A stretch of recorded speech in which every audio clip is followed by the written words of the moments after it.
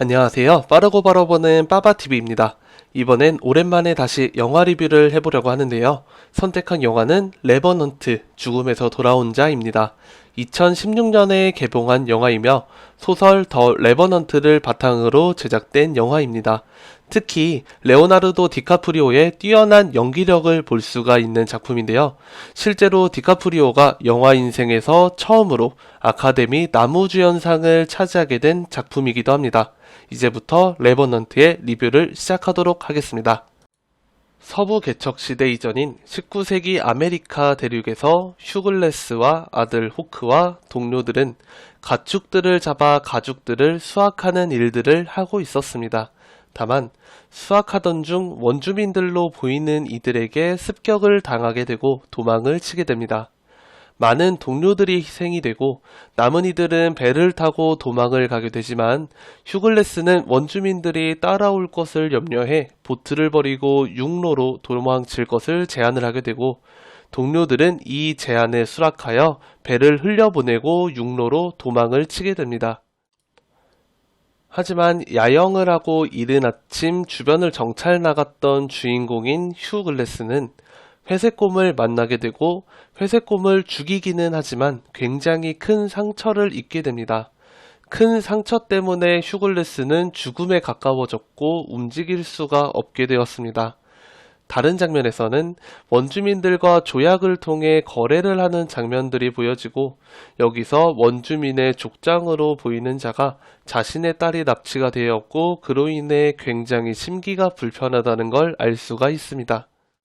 한편 휴글레스가 다치게 되어 움직일 수가 없게 되자 우선은 휴글레스를 순번을 정해서 동료들이 나르게 되지만 눈 덮인 산을 넘을 때 미끄럽고 높은 고지로 인해 도저히 휴글레스를 데리고 갈 상황이 안 나와서 주인공의 임종을 지킬 아들을 포함한 3인만을 남기고 일행은 떠나게 됩니다.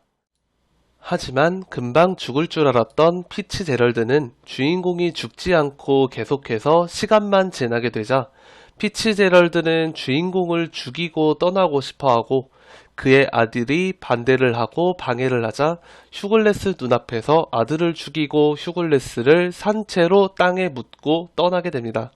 하지만 휴글레스는 끈질기게 살아남았고 두 팔로 기어서 아들의 죽은 시체로 다가가서 슬픔에 빠지게 됩니다. 그 후 복수를 해야 했던 휴글레스는 짐승의 뼈에서 골수를 빨아먹기도 하고 알 수 없는 풀을 씹어먹는 등 기어서 끝끝내 살아남습니다. 그러던 중 어떤 원주민을 만나게 되었고 그에게서 소의 생간을 얻어먹기도 하고 그와 동행을 하게 됩니다. 주인공의 아들을 죽인 피츠제럴드는 요새로 돌아와서 대위에게 정상적으로 장례식을 치르고 왔다는 거짓말을 하게 되고 대위에게서 휴글레스 장례를 치르고 온 보수를 받게 됩니다.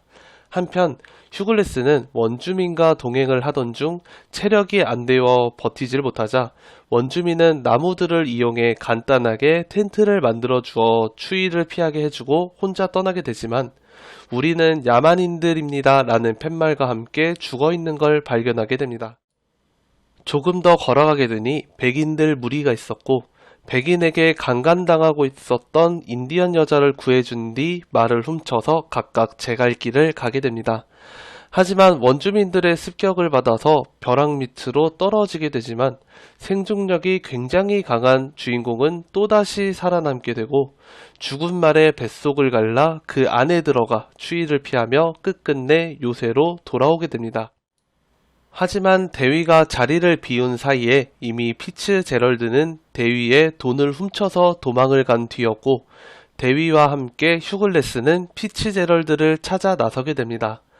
하지만 대위는 피츠제럴드에 의해 결국 죽게 되고 힘겨운 1대1 사투 끝에 휴글레스는 결국 피츠제럴드를 죽이게 되고 인디언 일행을 만나서 자기도 복수를 하고 죽는구나 생각을 하게 되었지만 그 인디언 일행에는 강간당하던 걸 구해준 인디언의 딸이 있었고 그래서인지 주인공은 건들지 않고 떠나게 됩니다. 여기까지로 레버넌트는 끝이 나게 됩니다.